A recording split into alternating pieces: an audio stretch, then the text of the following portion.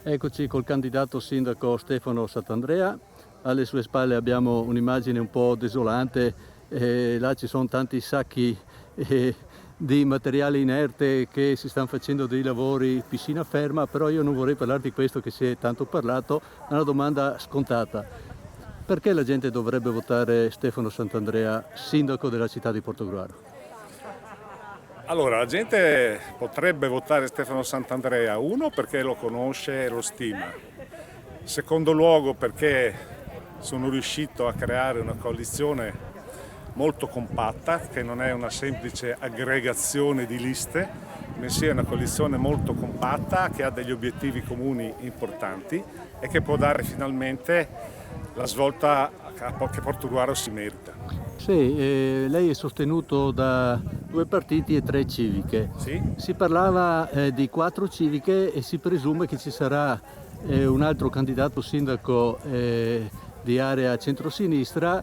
Non si è parlato durante questa presentazione di ciò che potrà succedere durante il ballottaggio, insomma è prematuro, però possiamo dire che lei verrà sostenuto anche da chi è di area centrosinistra in caso di ballottaggio?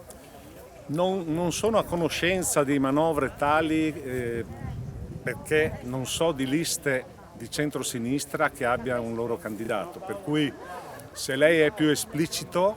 Beh, si parlava di ex bicicletta rosso-verdi, insomma sulla stampa si è letto il nome di Hermes Drigo, che insomma non è che sia di destra. Io non ho parlato con Hermes Drigo direttamente, a parte che lui mi pare abiti a Teglio. Io ho parlato con molti dei rossoverdi durante ancora nel mese di febbraio, nel mese di marzo.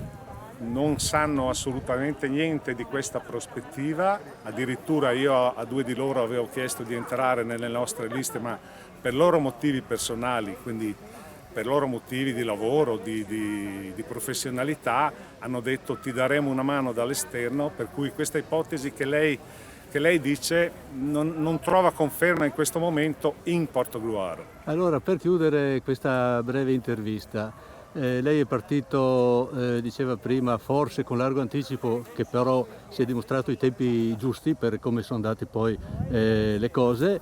C'è molta confusione dall'altra parte, lei ha una coalizione coesa, come si dice, è fiducioso e contento di quello che ha fatto fino adesso e come ha programmato e quello che sarà la campagna elettorale. Allora, sono molto contento delle persone che ho incontrato e che hanno accettato di metterci la faccia nelle nostre liste.